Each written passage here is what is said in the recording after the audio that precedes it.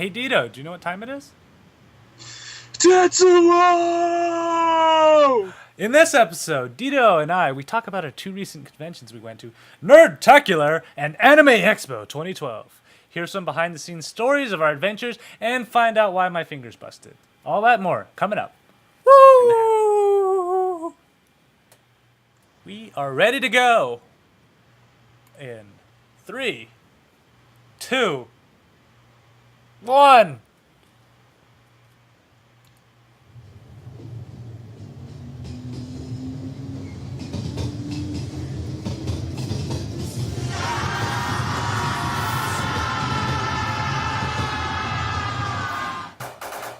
It's time for the Ktdata Anime Podcast with Deedo and Ktdata. The Ktdata Anime Podcast is brought to you by Dr. Hentai. Be loud, be proud, and read your hentai out in public. Don't forget to share the good parts. Hey everybody, welcome to the Ktdata Anime Podcast. I am KT. And I'm Deedo. And this is the podcast where it's kind of like a book club. You watch the episodes, you come, talk to us, you chill. We have fun, we do shenanigans and whatnot. And all that good stuff. But... And you find out exactly how KT got his splint. Yes, that's, But, we gotta warn you, there are spoilers abound if you have not watched these episodes. We're actually finishing up our final 2 episodes of Kuroko, Basketball, and Jorgaman. So, Deedo, shall we just jump in? Alright, I guess so. Silence means yes. KT.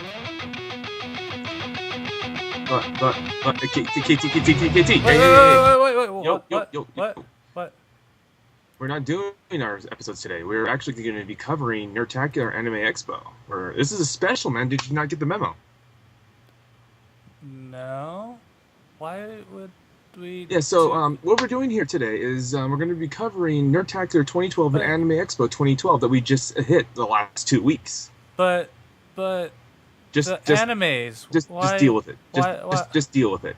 Why would we got so much to talk about in these last 2 weeks that tell you what, we just can't hold it in anymore. It's like a horrible fart, just needs to come out. All right. Okay, so that joke maybe went a little bit long, but okay, let us explain. So what's happening now is that we actually do have the final 2 episodes of Jorgaman and Kuroko, and we will cover it, but in next week's episode.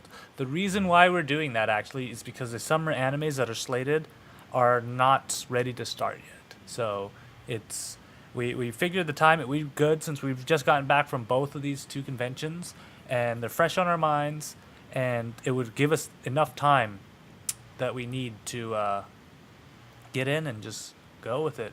So this episode is going to be really special. It's just going to be me and Deedo talking about our times at Nerdtacular, which happened here in Utah, and Anime Expo in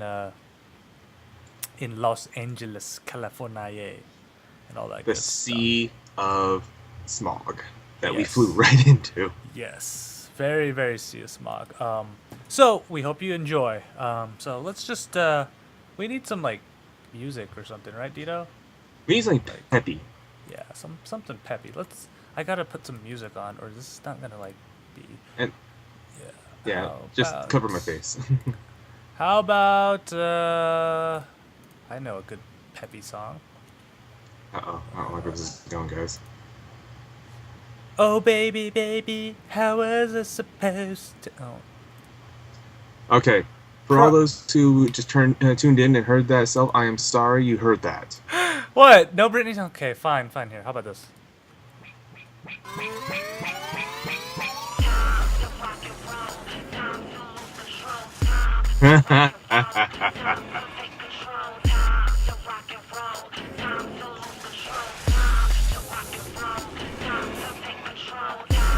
Ooh, all right. We'll just leave this playing around in the background a little bit like this, shall we? All right, so let's start off with our first convention. Our first convention that we're going through right now is actually Nerdtacular. So, what do you think for a convention called Nerdtacular? It's pretty self-explanatory. It's a gathering of nerds, and what happens is the Scott Johnson of Frog Pants fame, of The Instance, The Morning Stream, Film Sack, the recently canceled Forecast on the Twit Network. You see him everywhere. He's a cartoonist, pretty well known. Once a year, he decides to actually pull off a convention for Frog Pants fans, and it's not quite like the normal convention where you expect. It's actually a lot smaller. It's more like a mini convention because everybody's all in the same room. We're chilling out. We're talking to each other, and people actually fly out to Utah. I know it's weird. People would actually come to Utah, but they do.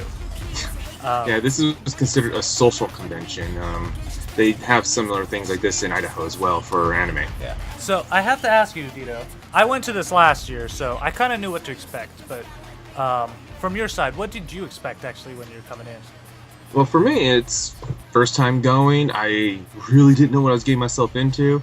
I practically walked in, even though I bought my tickets. But when they scanned your ticket, you got into enter a prize, which was called the Prizeocalypse.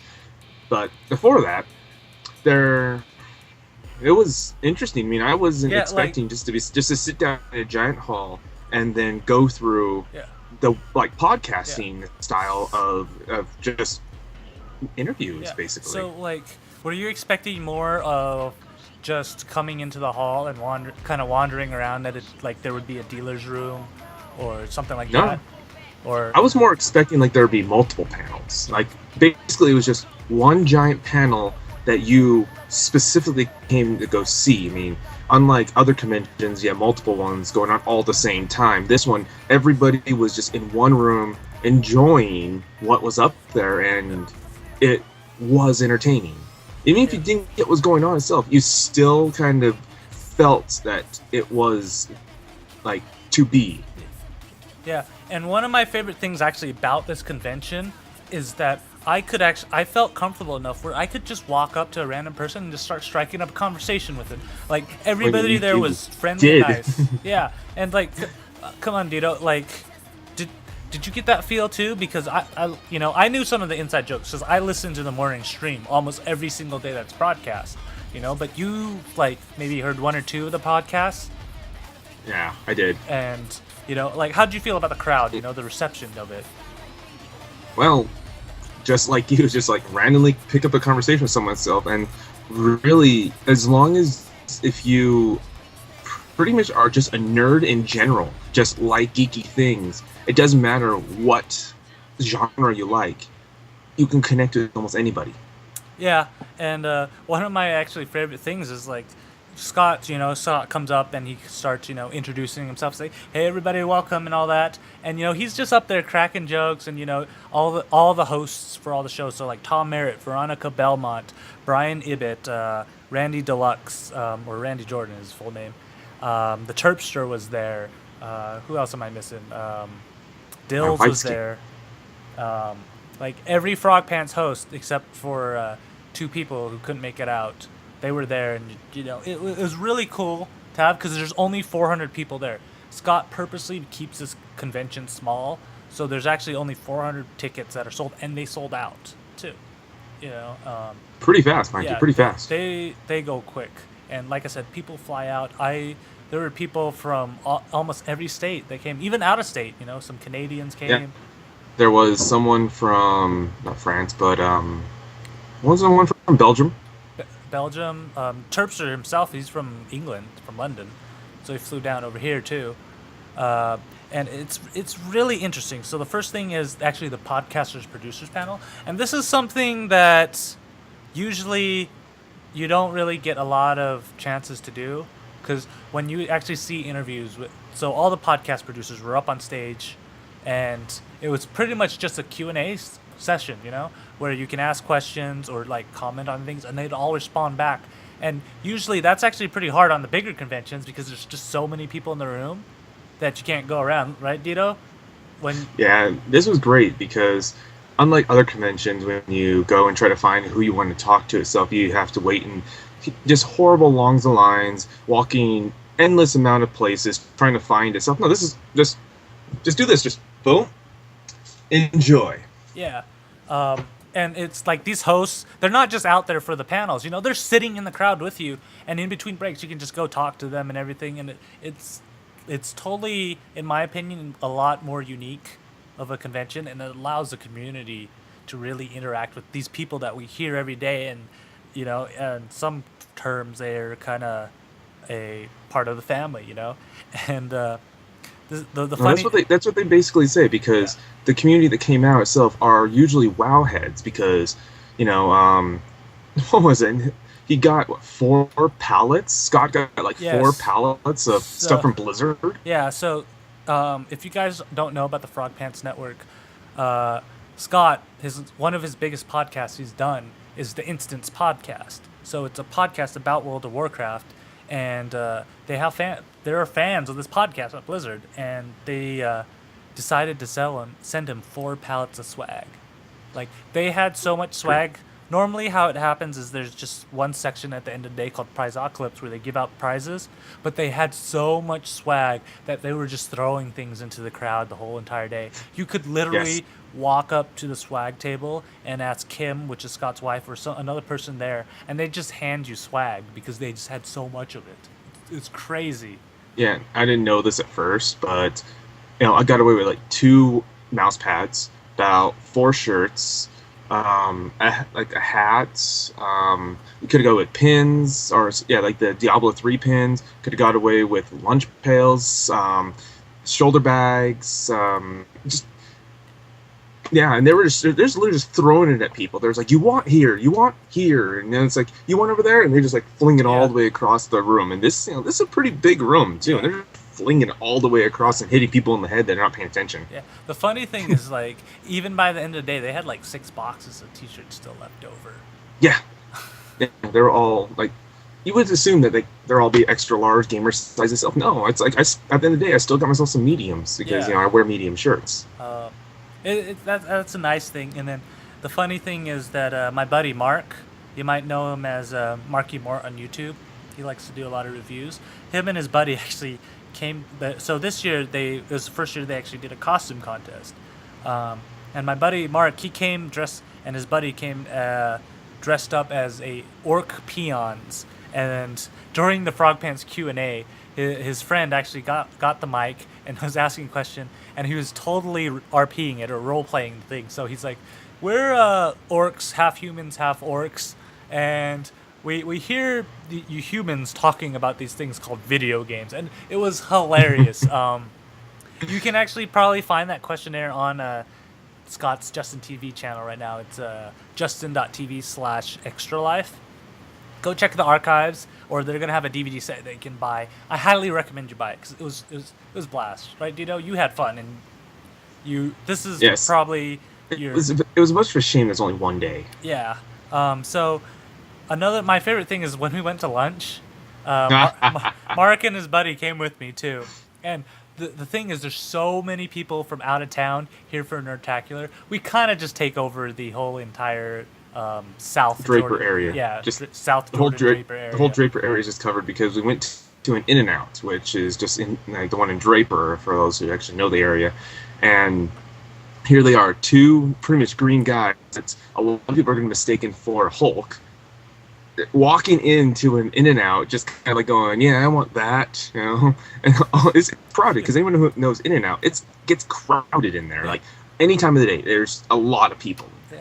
And I think the funny thing is when there's these like biker guys that walk in, and they're sitting at the I table swear the behind biker us. convention or something.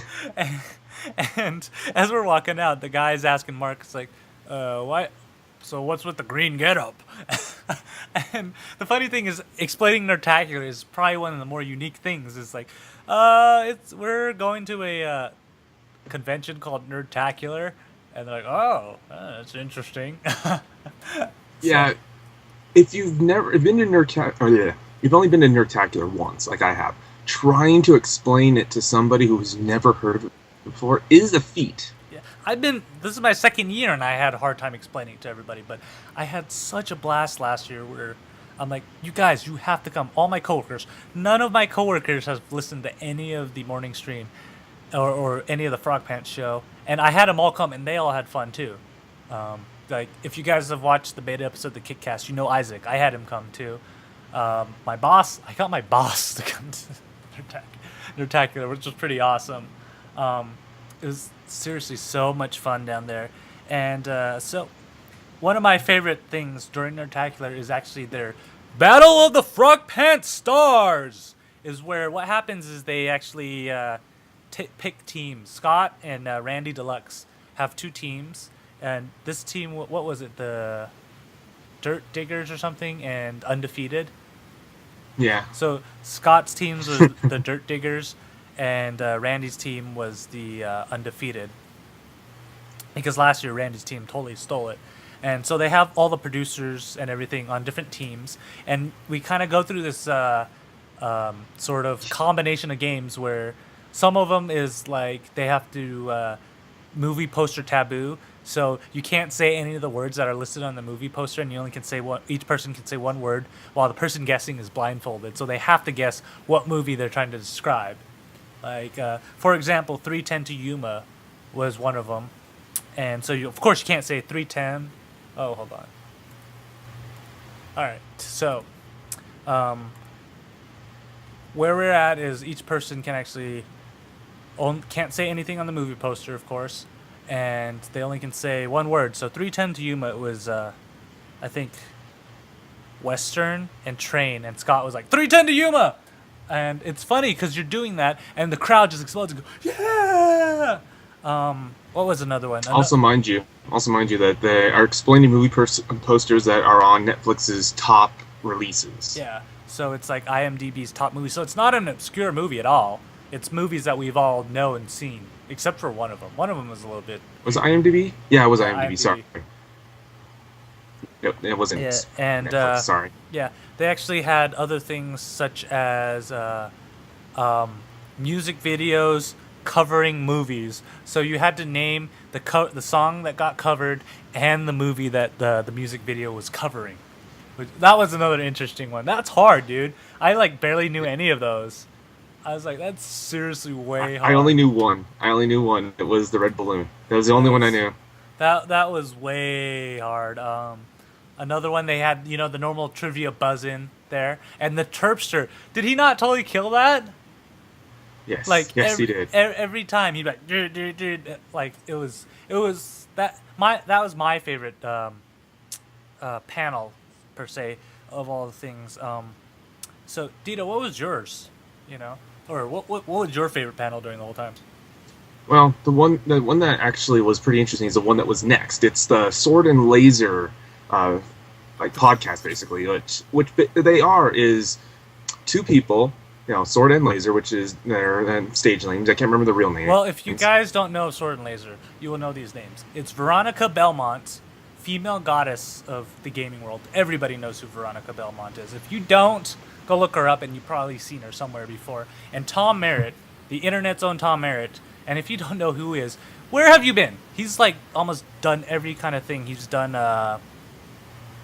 So he's worked for CNET before. He used to work for Tech TV. Now he's on Twit doing Tech News Today and Frame Rate and Triangulation. So you guys probably have heard him before somewhere, and a lot. And so what happens is it's a fantasy book club podcast. And the funny thing is, the Ktdata Anime podcast is sort of based on the same idea, where they do it instead of us covering books, we cover anime. So it's kind of like a book club right there. And so, like, what do you like about that, Deedo? Because of the two itself, of sort of being sci-fi or fantasy, I'd have to go with the fantasy side myself because I enjoy all the like fantasy stories. Like one of my favorites, well, it's actually kind of sci-fi fantasy stuff, but one of my favorite writers is actually sci-fi, which is Isaac Omnovich, and I just enjoy like the fantasy aspect of everything. But it was just like how they would take a book, take one of the books, it's either sci-fi or fantasy, and just kind of go and read through it like we do in Kita, and just give the show notes and everything, go through it slowly for all the people who are reading with them, and take a month on this, like we usually do or so, depending on how long the seasons are. And it just felt like felt like what we're like. This is exactly how we should run our show. I mean, yeah. Just getting the community like you guys involved with us. So yeah, that's why we're always asking if you guys have comments and stuff, just email us at ktdata.net, and we will just just talk, and we'll read your email on air and everything because we love input, we love discussion. Or hell, if you really want to, just throw us some kind of random ad reads. If you want us to say stuff on there, I mean, even if you want me to say so or KT to say, I'm pretty sure we'll work something out. No problem. You might want me to say it because Deedo might butcher it. Yeah, just have KT say it. Just say it. Have him say, I'm an Oompa Loompa. I punch trees to get wood. Whoa, anyway. So, and then their final actually panel per se of the day is something that requires a little homework, and I did the homework, and the homework's pretty easy to do. All you have to do is watch a movie, and the movie, and it's Film Sack. The idea of Film Sack is you watch these crappy B-rated movies, and what happens in the podcast is they take it apart and then they start making fun of it. And happens the movie they decided to do live at Nerdtacular. Here we go. You guys are ready for this. I can't do it. It's just way too funny for me. Okay. So the movie they decided to do is Masters of the Universe. That's right. The live action He-Man movie with what's his name? Ralph Donegan or whatever is it? Dolph. Yeah, I can't. You know how bad I am with names. Yeah. Oh my god! I can't believe they're actually doing this. I have not laughed that hard in quite some time. Where it's just this. If you've ever seen the He-Man movie, you know it's bad. It's horrible. If you've seen He-Man in general, you know it's bad, but you grew up with it anyways. And my favorite part is when we actually got a Scott Fletcher, the voice of Frog Pants Network. They have him read quotes, and he has this like really kind of unique announcer style, like a little bit goofy voice right there. And you guys know He-Man's trademark goes, "I have the power," But then the way Scott Fletcher reads it is like, "I have the power," which is pretty much how it is. So on my seat. It was so good. I love it because that, and they were talking about a magic grappling hook and everything. So if you guys actually want to hear that Film Sack episode or the Sword and Laser episode, go check out frogpants.com and go under the Sword and Laser podcast or the Film Sack podcast, and both of them are already posted up there. So make sure you guys go check it out. Go and watch. They are hilarious. Watch the He-Man one. Definitely watch Masters Universe Film Sack. That was just really hilarious. Yeah. Just for the magical grappling hook. Just for that. Yeah. And then at the end of the day, we reached Prizocalypse. But they decided to do something a little bit different this day. Remember I told you a little bit earlier that this is actually the first year they decided to do a costume contest. And, well, you guys know how much Deedo and I like to dress up. So this time, I'm like, I want to dress up. So I brought my Angry Bird hat. It goes on my head. And it's extra head. It's a yellow Angry Bird. And then what I did is I actually got pig balloon right here, which amazingly is still up after 2 weeks. And I was literally just carrying this around all day. And when I was on stage, I actually with my Angry Bird head up there. But what I didn't expect is to actually win the hat category of this. And wait until you guys see this. For all you audio podcast listeners, you gotta check out the video podcast just for this. But I actually won a unpainted Mass Effect 3 replica by Bill Duran of PunishedProps.com. Check that out. Is that not sweet? Just so everyone knows, that does actually have some good weight. It's made out of resin. Yeah, it's a pure cast resin, so it's not hollow or anything. So when you're holding this feels solid in your hands, and I love it. I gotta learn how to paint this thing. I've never had to paint resin before, so this is gonna be interesting. But later we'll discuss how he can actually learn. But yeah, if you guys want to see a picture of a finished blaster, go to punishedprops.com. Punishedprops.com. And that's actually Bill Duran's website, and he builds a lot of things, and he also takes commissions. So Deedo, if you ever want to make a prop for any of your costumes, you know where to go because he's good. Yeah. He's Yeah, so I actually good. do have some things I would like to get made.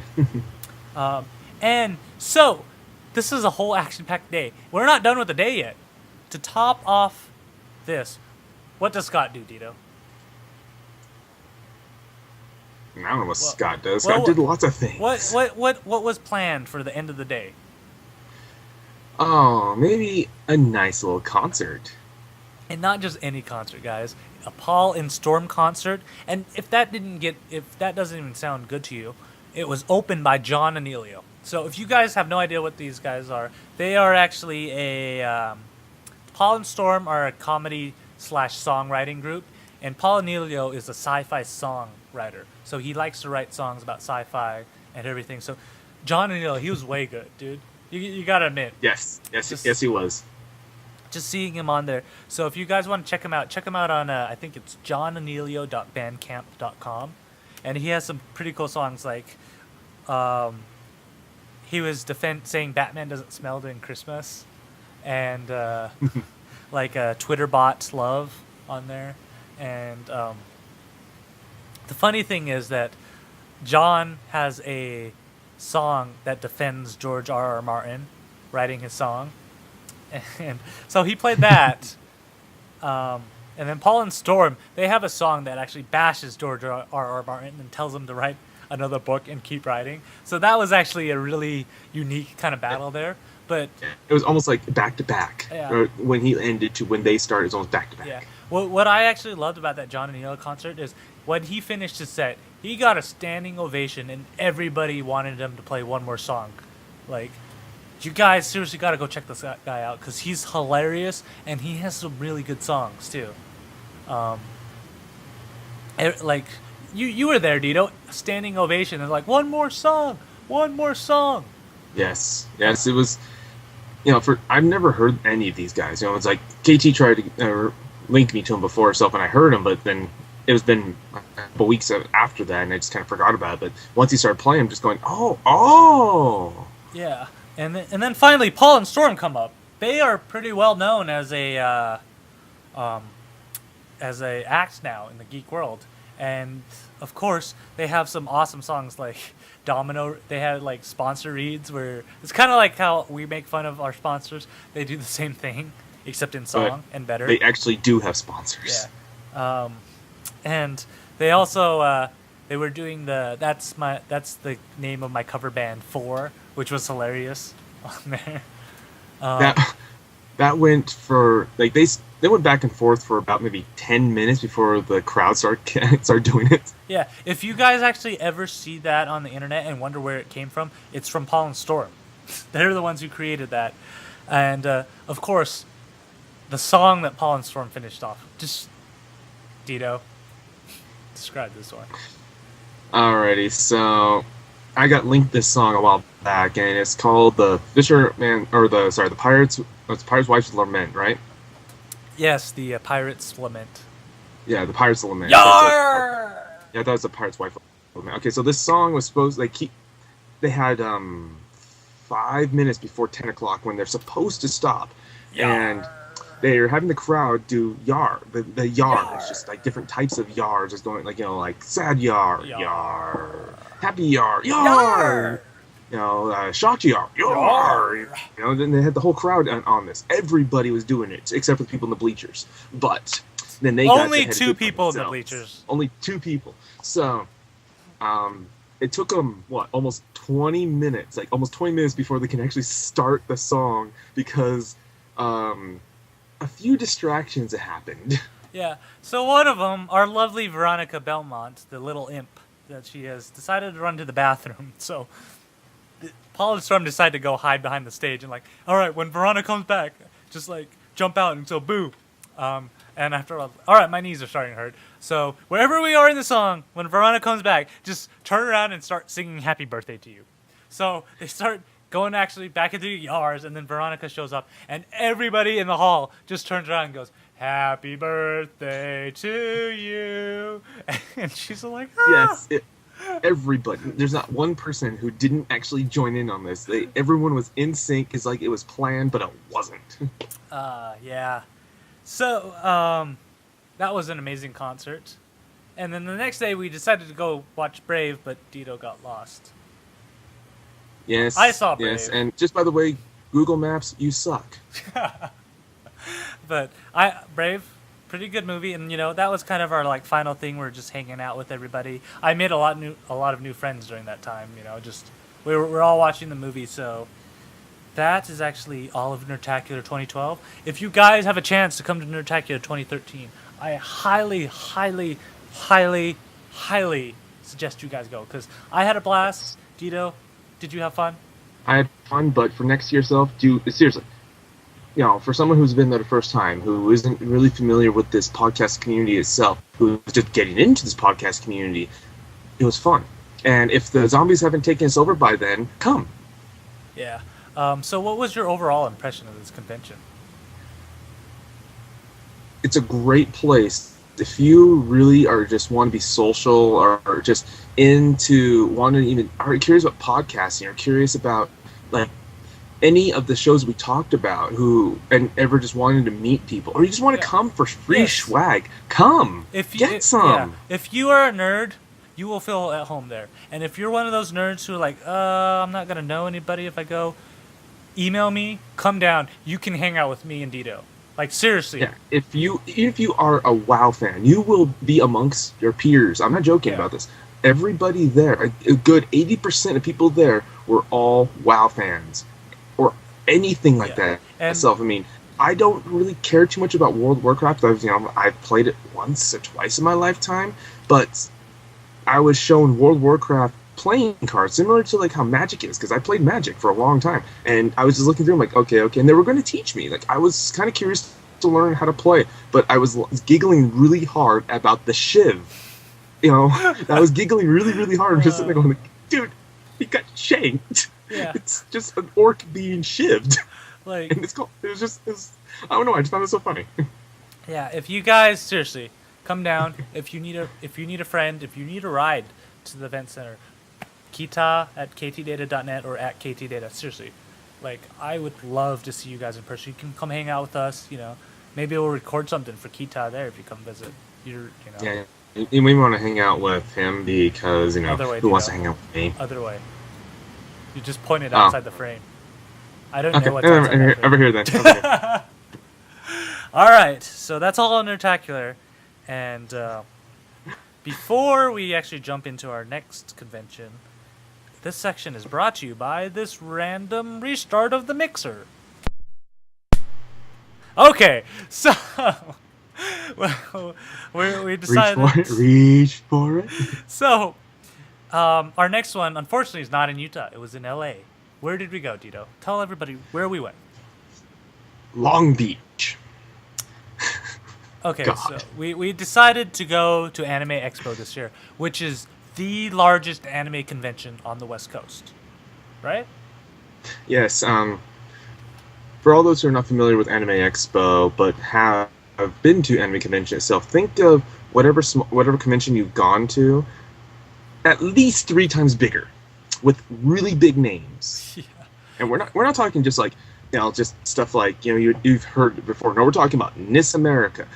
We're talking about Sentai Filmworks. We're talking about 4C Studios, Toyota, Funimation. We're talking like Axis. Yeah. We're talking big name people. This convention is large enough where a lot of these companies decide to pick that to make their big announcements. This is kind of like the E3 or the CES of the anime world, where they come and they're all these big industries are making announcements, showcasing the new products and everything. But Deedo, I have one gripe with you. Why in the world did you decide that would be a good idea for us to fly out at 6:30 in the morning? It's because I've been to AX back in 2009, and I know about Day Zero. And for my experience and what I've been told about anime conventions that are really, really large is you really want to get there at the time, like on Day Zero. You want to be there on Day Zero to get your badges, because other than that, so if you're spending most of half your day just getting badges the day after. Dude, Because but it was 6:30 in the morning. If you guys want to know how tired I was on the flight over, go check out facebook.com/pandabearproduction, and you will find a picture that Deedo took of me while I was passed out on the plane. But I'm just gonna put this one key in perspective too. You didn't sleep. You had the ability to, but you didn't. I had to pack. Neither did I. I needed to get the gear up. But Yeah, so but you had plenty of time. Yeah. You knew this weekend was coming. As much as I'd like to gripe about that being the worst part about our Day Zero experience, that was not the worst part of our Day Zero experience. This is the worst part. So I'm just going to give you kind of a brief lowdown or brief breakdown of the actual difference between when I went the first time and when I went now. The first time I went, it was just with my 3 other friends, Glenn, Ian, and Pins, or Shannon, is what we know her as. We got there about 6 or 7 in the morning. We got placed in there. Okay, this is like a whole night of driving. We drove from Salt Lake City to LA. When we got there, we got placed into, just on the side of the building. Then we got led into the convention center, kind of herded around some barriers, like just those wall barriers with just the little bungees that connects to the other one. I don't know what they're actually called. But then we were led into the convention hall where we just got to sit down in this auditorium-ish area. This year, what they did is they put a piece of tape on there and told us to stand there. Yeah, and so we got there at about 10 a.m.-ish, and so it wasn't that bad at 10 a.m., but this is Los Angeles, people. It got pretty hot during the day, and they wouldn't let us move or anything, and the way they actually put the tape on the floor, they didn't space it out that well, so there's 200-300 people just bunched all together and getting all sweaty and yeah. And not to mention, too, usually whenever they had stuff like this, they would have some of the volunteers pacing back and forth, making sure there's not people cutting back and forth. They did a horrible job at that. Here's just to get you familiar with it, too. They were basically herding people on lines where people are in between the lines, and we're going from 10 a.m. to 4 p.m. and waiting there. I mean, the wait is what I expected. Now look at this. I mean, that was, that was what, about 1-ish, 2-ish? That was actually at 10 a.m. That was about 1-ish. That was 10 a.m.? So for all you podcast listeners, go to ktdata.net, check our show notes. I'll have this photo up there. But there's a photo that's showing on the video stream right now of the crowd that I took while we're in line. And we were pretty far up in line, too. Yeah, we got there really. That's the reason why we got up there early, so we can get our badges, get out, and actually continue with our day. Because I wanted to do some sightseeing, with the gang. Yeah. Because I want to hit Little Tokyo with them, take them to a good restaurant, take them to go to the jungle, take them to go to the bookstore, maybe even take them over to get some boba tea. Yeah. And then we actually, unfortunately, we actually wanted to go visit this cupcake ATM that we found out about online. We didn't get to go over there. And I kind of wanted to make a trip to the, what's it called, Deedo? The Fashion District? Yeah, we wanted to hit the Fashion District. We also wanted to try to hit a Masua's out there, which is really close to that.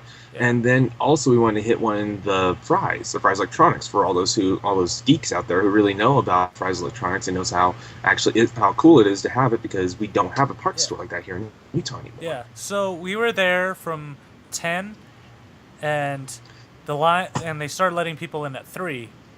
But we didn't get out of there until about 4:30, and it was. Here's the biggest gripe that I have about this whole thing is that they had everyone stand at 4. All right, the line starts moving and moving, like where the beginning was. Keeps on moving, and then we are 3 rows. We're about 3rd row back, and the 2 rows behind us start to move. And we're like, what? Wait.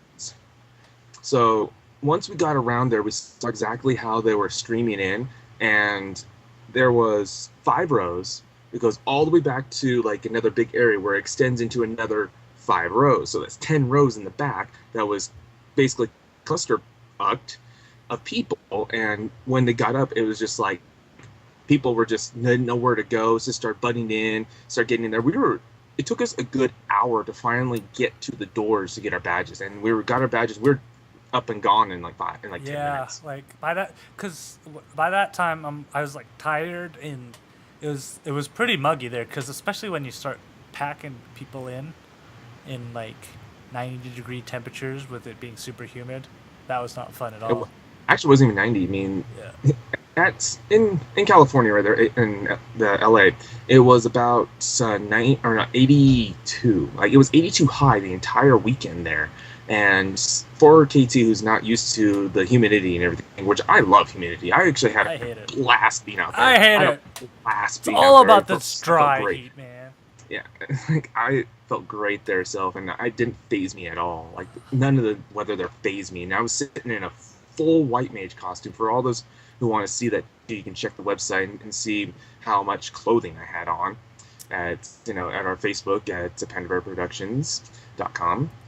And the best part about, or the worst part about this actually, is that the people, like the volunteers, was trying to keep everyone in line, which I understand is their job and everything, but they weren't actually taking consideration that when you're walking back and forth between the lines, so quite literally, you have this much space between you and the next person trying to walk, because they want you to walk on the lines in a, like, basically, like this, just walking on the lines. But no, we actually had to go around trying to dodge people Yeah, and people like who have costumes. literally, It was impossible. It was absolutely impossible to follow the directions. if I had to actually follow their directions, I would have probably run over at least 4 different people. Yeah, Yeah. because KT has a really big backpack. Yeah, I'm not joking. We didn't have time to check into our hotel room. We went directly to the convention center, so I had this giant backpack on with all our gear and everything on there, and I'm trying to be, trying to be a decent person by not just knocking people left and right, because that's totally not cool and all. And every time I would step out, one of the guys would be like, "Walk on the green line, please. Please have both feet on the green line." And even if you're a skinny person, that's not enough space. No. But luckily, after we got out of there, we went to Little Tokyo, and Umasa. That was our saving grace right there. It's a Japanese restaurant in Little Tokyo, and Yes. that was our saving This grace. is probably the place that you can imagine how frustrated we are. I mean, after everyone told you stuff, how we're actually acting and stuff, we were fairly pissed off.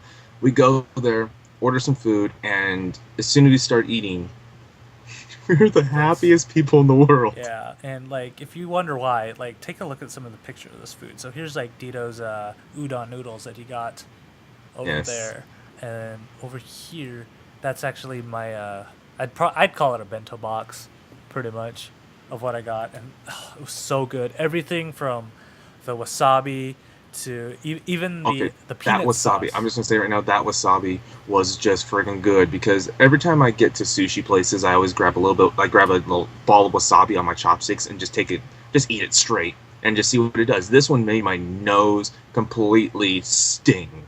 Yeah, and I accidentally got too much on one of my rolls of sushi, and I'm, you remember this, Deedo? I took a bite and oh, and then and I'm like, oh, that's so good, yet that burned so bad.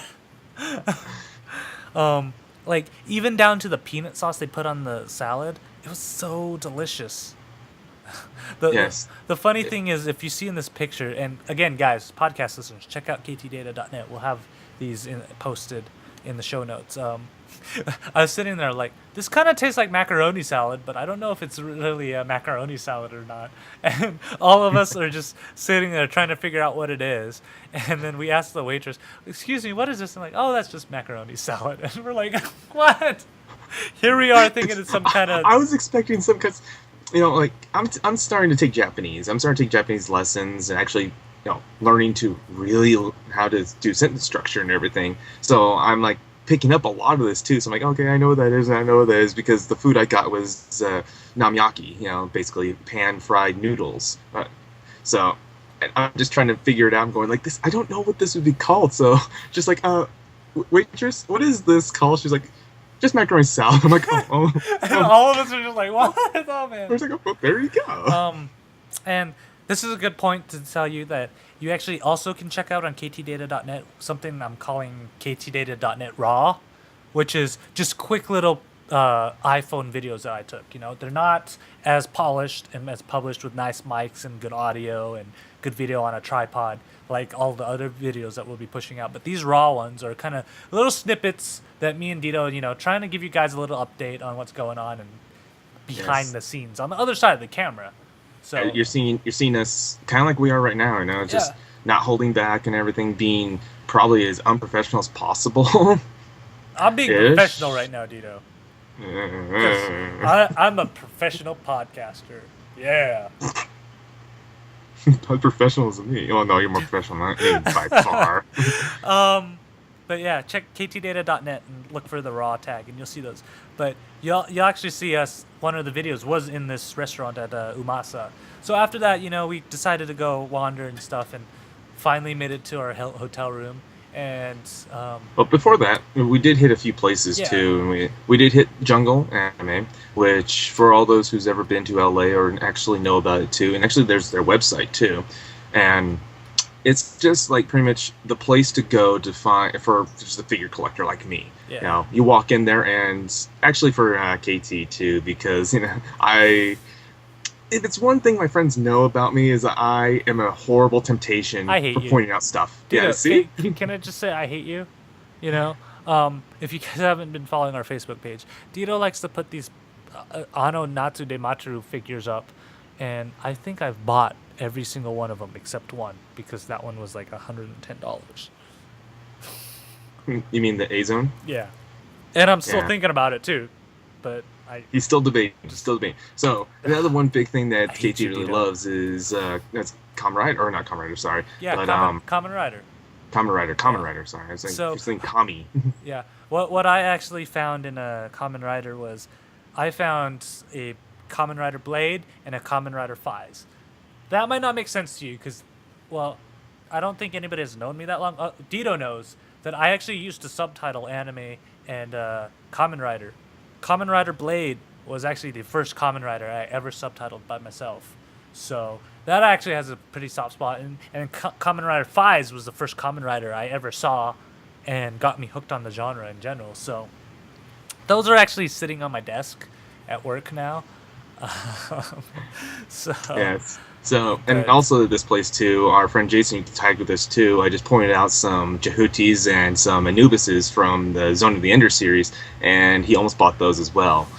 Yeah. I really know how to push their buttons. Well, that store was tricky too, because I was kind of conflicted, because I know, well, tomorrow we're going to be hitting the convention, and there's a giant dealer's room there, but there's still some good stuff here too.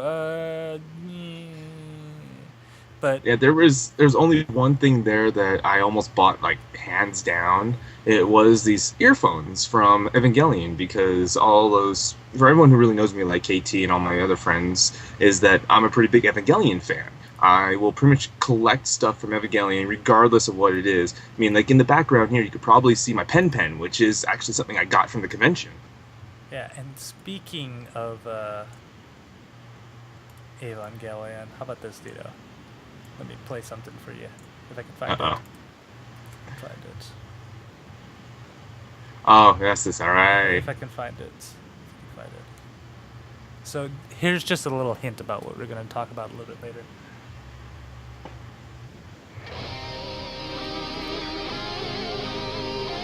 Oh yeah. Oh yes. We don't. But that's all. That's all you get for now. That's all you get. That's all you get for now. Yes. So that little clip right there made me almost crap myself. So after that, I have to say, we got back to the hotel, and I'm not even gonna lie, Deedo. That is probably the only night that night is the one night that we had more than 2 hours of sleep. Mm-hmm. Yes, we got there. We got back to the hotel about 9ish. Yeah, 9ish. Yeah, but we didn't really do anything, so because we're still kind of going around. So what we had to do is, well, first off, for the backtrack before we actually left for the convention. When I actually got to KT's house, he hit his finger. He sprained his finger. Yeah. So if you're wondering on the video podcast and on the audio, I'm actually wearing a splint on my middle left finger. Convenient. In my rush to kind of go catch our plane flight, I kind of accidentally jammed my finger like really, really bad. Like I can't.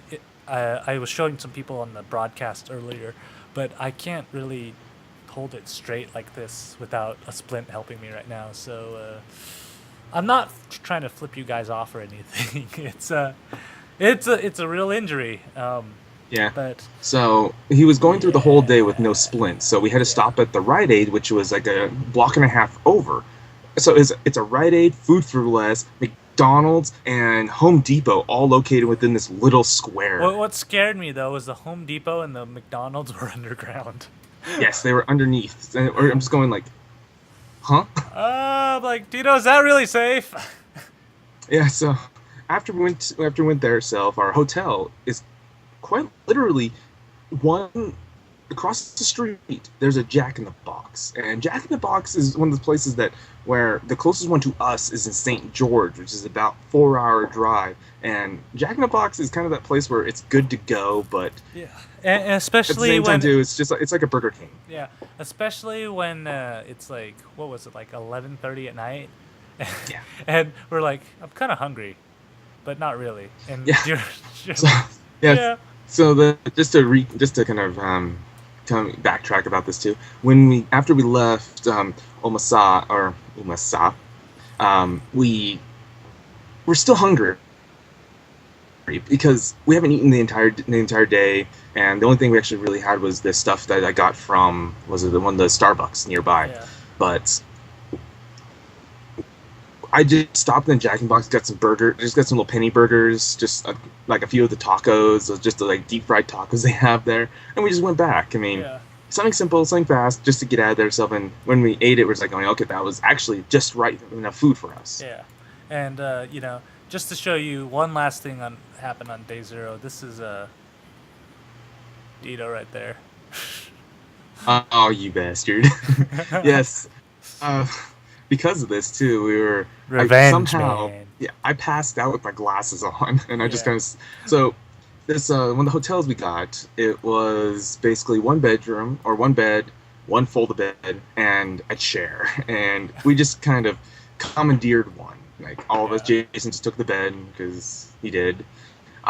Katie got the couch and he was gonna sleep on, but then it turned into hide a bed, so he got a bed, yeah. I did. and I I'm got the like, all right, couch, I'll which I'll sleep on a love seat, whatever. I can deal with that. no, it's a chair with a footrest, and I put the footrest down right next to it, so and I supported my butt. Then I grabbed the chair next to it, just like like a computer chair, and I put my feet on it, just grabbed and just stole a blanket, and I slept there. I was actually pretty comfortable to sleep, Well, just mind you. you're probably the only one who would work for it because I'm way too tall for that. Like, No, I didn't even work for it. Basically, I had my laptop set up right next to yeah, the chair I commandeered, and I just kind of made it my bed.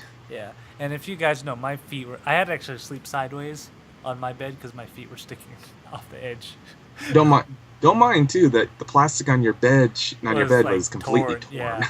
I'm like, oh man, yeah. But Yeah, hey, he it's still a good has his place head, to so he stay. doesn't have any real viral disease as far as we It, can go. yeah. I hope not. At least we'll see. The blood test will come in later. So we get our sleep. We managed to go again in the morning. We had breakfast, so you get a video of me and Deedo talking before we head out. And day 1 begins. So this is actually was my first year to Anime Expo, so I didn't really know what to expect at all. And we're like, all right, no more lines, no more anything, and we're like, we should go hit the exhibit hall.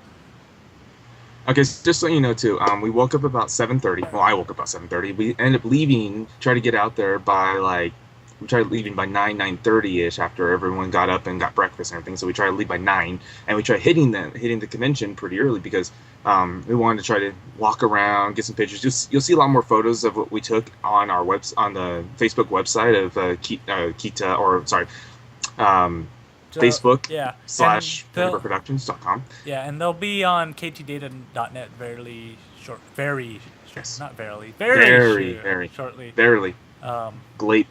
Glape! But the dealer's hall opens about noon, so we decided to start just walk around, get mingle people, take pictures, and then we head to the dealer's hall. When we get there, we see a line forming, but What we didn't know was that when we got up there, we're on, I guess, the G side hall, and you're supposed to go on the other side. And when we got to that side, they said to go out the double doors. When we got to the double doors, they told us to have to go around the convention hall, and where we found ourselves into the line. Yeah, so we like walked around the entire convention hall one time just to get into the dealer's room. And look at that. We're in another line outside. And I'm like, ah. Yeah, but to make things a better self, we got ourselves. Well, we forgot one big mess up that happened during this time period. When we got to the convention, we're about to do our opening bit when KT forgot his mics. Oops. There were the suitcase that we left at the hotel room. So Yes, so we had to send Jason back to get it while we were setting up. When we got our mics and everything, we headed out and did this. But so everyone knows too, this is when I'm actually in my costume, my Yeah. cosplay, and we went outside when I was in my costume, and I thought it'd be a lot worse. I actually wasn't that bad. I wasn't hot at all. I was a little bit warm, but I wasn't actually like sweating hot. yeah, and so the one thing that was a little bit different about this is like we decided to spend this first day exploring around. So you won't see a lot of interviews while we're exploring on the first day. You'll see a lot of pictures. We took a lot of pictures over there, but Yes. we didn't get as many interviews and stuff. But the one thing that we actually did get on that day was actually an interview from it's called 3.5 Ninjas, and it's a studio making a smartphone game that is called Cake Nana. So make sure you guys kind of check out ktdata.net. That interview is going to be up on our day one write up, which is coming very shortly. Luckily, tomorrow is the 4th of July, so I'm going to spend my 4th of July editing video. Yes. Hoo-wah! But not to stop there, too. After we got our interview, we decided to actually look at the dealer's room, Yeah. which honestly was a lot of stuff. Yeah. It's And in the tradition of ktdata.net, whenever we go to the convention, we get grab bags. So again, Deedo, we have a video of Deedo opening or Jason opening his grab bag that day, and I decided to get this little thing while we're at the NIS booth on our first day right there. So Yes. it's a little printy hat, if you guys don't know. And I found the most amazing thing ever on our first day. It was so if you guys know, I have this Tenchi Muyo wall scroll right behind me, and if you can guess, I'm a big Tenchi Muyo fan. So I went in, and the first thing I see in this booth, and this booth has like shelves, and it's just like everything $10 figures. And I look on the shelf, first thing I see is a Tenchi Muyo figure for $10. I'm like, oh my god! And I like instantly buy it, and it's actually sitting right over there. I need to open it and play with it. Yes, and it's not just a figure. It's Yeah. actually like a full movable action figure that's about what, a foot tall, actually, Yeah. isn't it? Yeah, it's about 10 inches, 10, 12 inches tall. 12 inches? And it's this, and the funny thing is, it was on clearance. That figure is actually pretty hard to find, considering Tenchi Muyo came out about 14? 14 years ago. So Yeah. I was surprised, and to find it for $10. Figures, if you notice, Deedo spends a lot of money on figures, and they're Yeah, probably you just look back around. here. Yeah, Look back here. That's just a fraction of it. yeah, and those probably cost along the 60+ range, right? Easily. I So mean, for finding it for probably $10 is a steal. in my frame, you can see a little white box up there. That alone cost me over $100. Yeah. So I was so surprised to find it. I'm like, all right, I'm taking this. So that's actually, we got most of our swag on that day, really. Yes, this is also the day too when we talked with Funimation and got ourselves Funimation cups, which is actually sitting in the kitchen right now. Yeah. Which I still have all your Funimation cups. Oh, I need to get that. You Yeah, dare I got steal those. my They're swag. just, yeah, I swiped your swag. But- But this is also the same time period as that we got some bags. We got this too. We actually got the Cake Nine bag that I have right now. Yeah, mine's downstairs. So that was our first day, and we were pretty excited, but we walked a lot of hall, but we didn't even get into the artist alley. So we only saw about half the hall on our first day. Yes. And the funny thing is, we get back, and I'm like, Deedo, we should probably post stuff right now. And we're like, yeah, we got Wi-Fi, right? This is gonna work this well. is a bad idea. This is a bad idea in the making, but if we didn't do it, then we would be far behind where we are right now. Yeah. So we're like, okay, this is a good idea. I'll upload the videos that I have that I took on my phone. You upload all your photos. Needless to say, we were up until 3, and it was my turn this time to pass out, like sitting straight up. Yeah, about the same time period as that KT fell asleep, I fell asleep too. And then the next thing I know is Deedo's just shaking me awake in the morning. I'm like, what? This is like, did your alarm go off? And Deedo's like, no, but... Yeah, so just so you know too, day 0 is Thursday, day 1 is Friday, day 2 that we're on now is on Saturday. I didn't set my alarm for Saturday. Yeah, and... But I woke up at like 8:16. Yeah, and then guess what? Since the oh god, hotel Wi-Fi, man. Yes. And here's the worst part too, is that 10 o'clock is when we set up our interview with Miss America. Yeah. So okay, let's set up the story.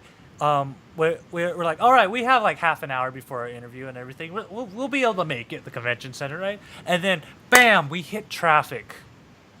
Right. And here's not just any traffic itself. For all those who don't know about this too, the X Games was happening in LA at the Staples Center, directly next door to where Anime Expo is. Yeah. So it was 2 conventions together like this, but separated at the same time. Yeah. So what Deedo and I had to do was like, all right, we got to get out and walk. Yeah. We were about 3 blocks away. Yeah. So we got out and walked, and then we get there, and we're walking past the registration point, and we're like, okay, they probably won't let us in that way. So we're walking, and then they block off the main entrance for all people who are passing. Like, well, crap.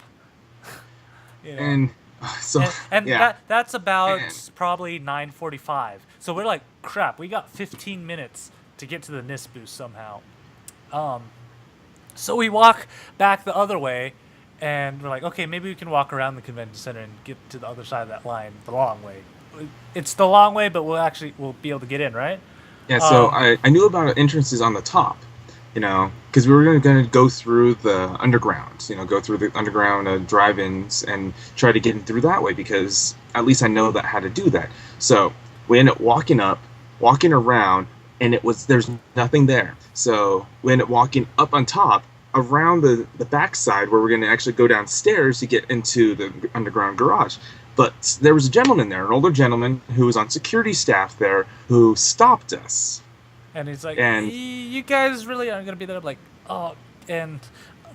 at this point, we're frustrated. I mean, we had to walk 3 blocks in already we are late for an interview. Yeah, and I'm humping the gear on my back. Like, yeah, and here's KT.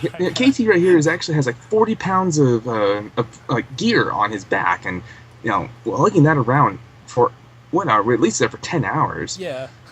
It's not fun. So, like, I'm like, oh, man. I'm like, we got to get to this interview. Like, we're going to miss the guy if they don't. And security guard guy, if you are watching out there, thank you. Thank you. Yes. Sorry we didn't get your name and everything else, but you saved our lives. Yeah. He took us through the auditorium that we actually saw Animetal at. And he... And we other people. Like two we didn't even random mention people that. Was following us too. We didn't even mention that on day 1. On day 1, we actually went and saw Animetal, or Animetal USA to be correct, and which is a metal band that does covers for anime theme songs. And Deedo's all green right now, but hopefully it'll pop back in a second. That happened. But there you go. Previews. But so. Animetal is pretty rocking. If you actually want to see some video of that, we have that on our Facebook page. Again, that will be one of our Raws is taken by me. You can watch that on ktdata.net, and soon we'll have the full write-up with the pictures, everything there. But security guard guy, just fair warning about those Animetal videos I posted up on our Facebook itself. I'm sorry, I didn't know the Facebook app sucks balls that bad, because it just sounds like garbage. Mine sounds pretty good. Check the ones KT posted, and I should just take those down, to be honest. And I'll try to upload the other one I have too. It sounds a lot better. But yes, if anyone ever uploads videos using the Facebook app, don't. Especially because this concert was loud. Oh, it was Unbelievably so loud, much but fun. unbelievably clear. Like Deedo's, our socks were rocked. Needless to say. Um, We got rocked beyond reason. yeah, It was an experience, and I even bought with a CD. yeah. Um, but anyways, back to day two. Day two. Nah, We're kind of just gonna go through. We're not gonna go step by step through this because we'll just kind of name some of the things. So, we actually set up. Here's a list of interviews that you will be seeing, video interviews on ktdata.net very shortly. We got Sentai Filmworks. We got NIS America.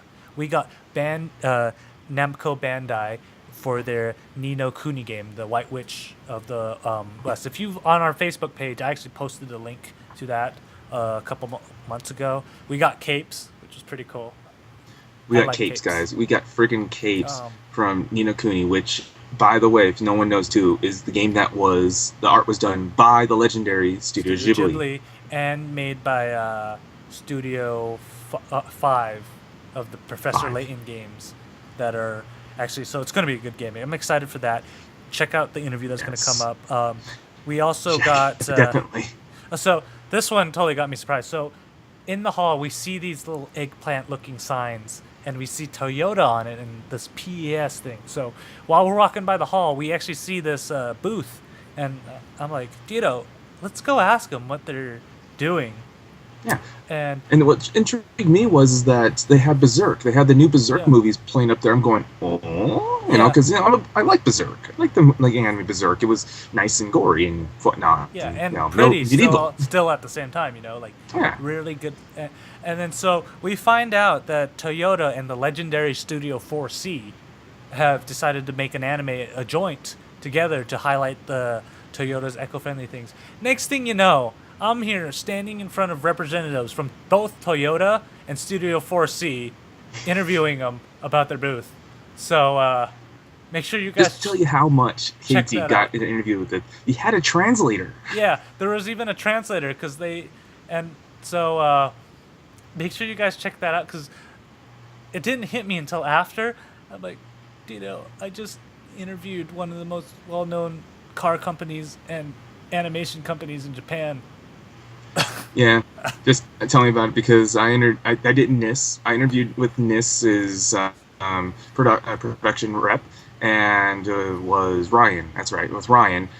And yes, check these videos out because it's when it sank in. When it sank in, we're just going like, my goodness, Uh, really? We just did this. and then we also have the Otaku Social Network. We know Yes. all you guys out there. I know some of you guys are actually listening and watching. Thank you guys. I love all of you, and I honestly can't wait to hang out with you guys again. You guys Yes. rock. Everyone from OSN, because I'm a part of it too. I've been there since '09. You guys are awesome. Hanging out with yourself. I'd love to do it again Like- if we ever end up hitting anything convention Yeah. related to where you're going to be there yourself. We will hang out. Yeah. So And- you're awesome. Yeah, if any more of you guys are out there, come by. Stop by Utah or stuff, don't feel afraid to just ping us up. We'll work something out and like kick it because I love you guys. You guys rock. Yeah, we'll go out for sushi or something. Come on. Yeah, we also met with Sharon of Ami Amor, which she made like a 4 foot tall Totoro. Totoro.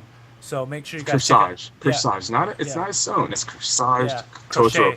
crochet. Four friggin' feet tall. Yeah, she crocheted that whole thing. So make sure you guys check that out. And then at the end of the day, we decided to go get some. What do you do when you're with a bunch of otaku? Let's go get some ramen. So we decided Yes. we met up with the OSN guys and decided to go to get ramen. We went to or how do you say it, Dito? Orchan. Orchan Ramen, and you guys are going what? That ramen place is actually fairly well known because it was featured on Man vs. Food, right? Yes. Yeah. They're really known for they have 8 tiers of spiciness. It goes from 8 to 0, which is no spice. Then they have 2 more above it called Special 1, Special 2. So decided to take the ramen challenge, which you have to eat the Special 2 within 30 Yeah. minutes. So is the admin of OSN. So he decided to take this challenge while the rest of us are like, that's a little too much for me right there. Yeah, because the last time I had the ramen there, I did a 6, and that hit me pretty hard, because I like spicy foods, but that one hit me really hard, so I had to go for a 5. Yeah. No, I went for 5. Yeah, I went for 5 this time.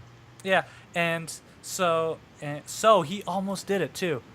He was like 3 minutes over, barely 3 minutes over the time limit. 3 minutes, and he did finish. Yeah, he finished It just took so him 3 minutes longer. If at about the 15-minute mark is when he got to the point where he ate all the noodles, but he had all the juice, and he's just using the spoon to eat the juice. I'm like, no, dude, chug it, chug it. So we have pictures on the website posting all that stuff, and make sure you guys check it out. And I almost forgot, on day 2, Deedo and I actually did something we'd never done before. We actually did some homework. Oh yeah, so day 2 we got told by Funimation that we wanted to interview with them, so they told us that they can't really talk about anything right now. So we went to their panel. Yeah, this is what kind of turned out. It's like, excuse me, I'm KT from Ktdata.net. Can I get an interview with you guys? I was expecting to turn us down. I was honestly expecting them to turn us down. It's like, you guys are only the largest distributor of anime in the U.S. right now. She's like, oh, sure, but to be honest, all the good stuff we're announcing tonight on our panel, so you should go check that out and come talk to us tomorrow, and we'll have even more goodies to talk about. I'm like, oh, thank you very much. So, what can I say? I get intimidated. Here we are, just a little blog group itself talking about anime and just being as nerdy as possible. So going and trying to talk to like the great giant of anime distributing world, and we were just expecting to get stepped on. But like, no, go ahead, just come to our panel, check out our stuff, then come talk to us, and we can actually spill all the beans on everything. We're just going like, okay, we're just gonna go out to your panel. Yeah. Now. So we went to the Funimation panel, and just to give you guys a little taste of how the interview went is, let's just say their panel, they like almost went over. They had so much packed into it, and when Deedo got a chance to sit down and talk with the Sully and Justin, we kind of went through and explained it. So make sure you check out that interview. It's a good solid 10-15 minute interview, and it was a good interview. There's a lot of stuff that they covered in there. So make sure that'll be on our day 3. That'll be on our day 3, which we're going to cover right now. Check out the Funimation panel or Funimation. What is the interview? So that's going to be up shortly. Other things that we did was day 3 was kind of like. I kind of was like, ooh, shiny, let's go interview them, type of thing. And just so everyone knows too, day 3 is Sunday. So, and here we are, we have to leave Sundays. We have to leave at Sunday, try to be out of the convention by 5 o'clock to catch our plane at 7:49, and we have to go to Long Beach again. And we just want to make sure we have all the stuff because KT still has to pack up his tripod, has to get all this stuff in. Mind you, too. I gotta pack a tripod every time. Yeah, we have to pack a tripod, but we had lots and lots of swag, lots and lots of gear, lots and lots of just stuff. Just random junk too. And I wouldn't really call it junk, but just lots of goodies. For example, too, like something I picked up on the last day too. This is the Virtual on Miku. Yeah. Which in the interview I will be doing a review of this later on. Yeah. I'll pick up art books and whatnot. Yeah. So just to give you kind of a hint of who we interviewed this new game that we honestly think is going to become the next Blaze Blue, which is El Sword. And we also, of course, the licensors of Blaze Blue, Arxis USA, on there. Axis. And then was an R. Axis. I always put the R in. He always does it. I don't know why. Game Samba, which is actually free-to-play MMO that Funimation is kind of pushing too. That was pretty awesome. They actually gave us some announcements on there that they haven't really told many other people. So make sure you check that out right there. I saw this cool booth called Hyperactive Monkey, so we got to go talk to the guy. He was pretty cool. It was like we just kind of passed by. We're looking at it, and we're just like, Hyperactive Monkey. Yeah. Another one. He's looking at like, huh? And another one is MPS, which is all I have to say is mecha. These guys are building actual mecha. So check out that interview right there.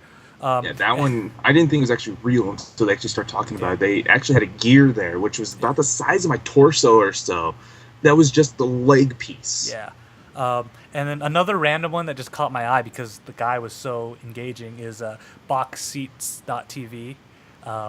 Make sure you check out for that one. That one's actually a pretty cool one too, because I'm like, Yes. Deedo, these guys would make a good interview. We're doing this one. We just always walk past them, and we just hear the guy going. And it's like, you know what?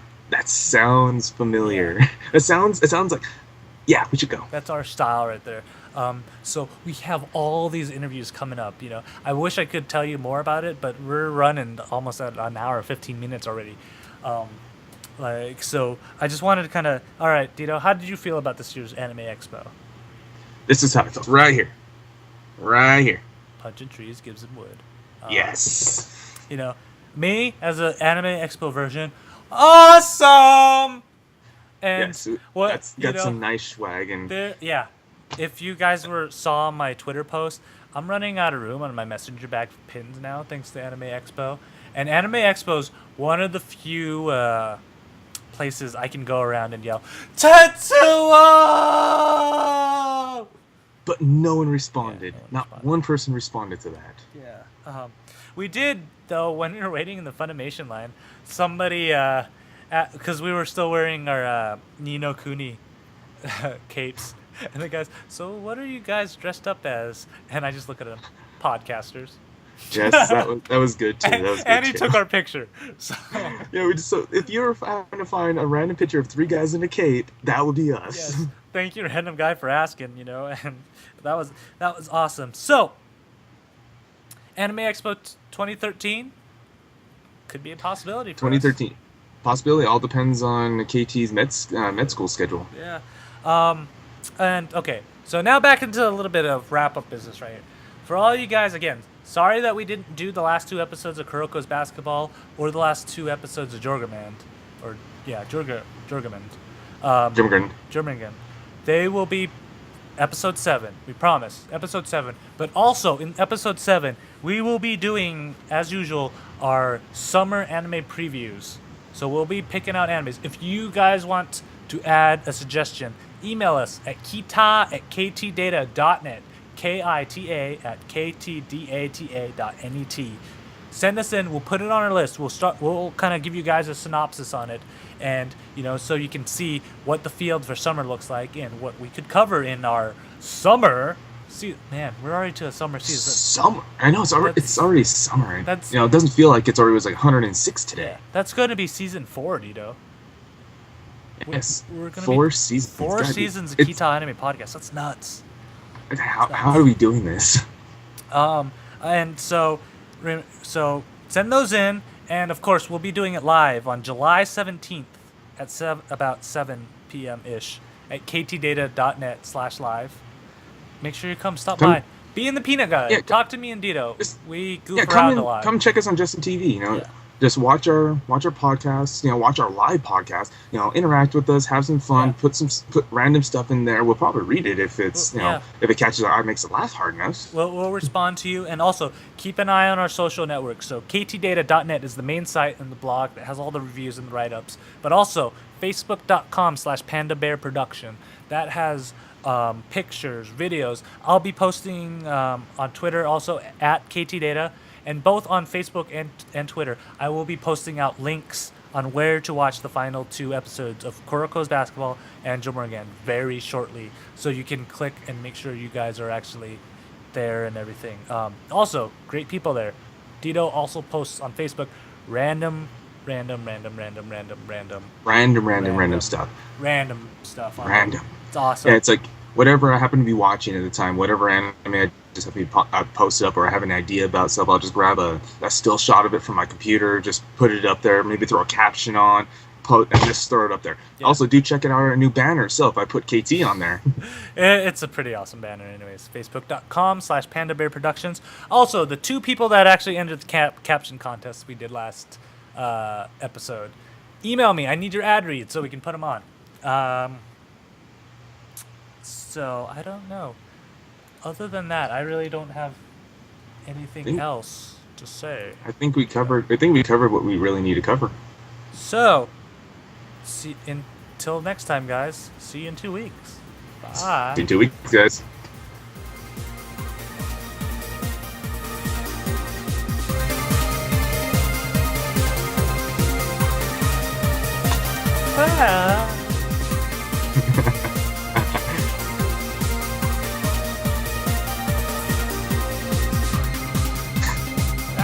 Look, Brittany! Behave!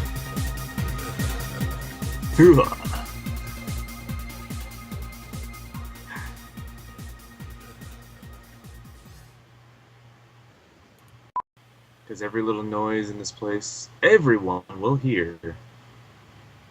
I heard you fart. That's very impolite.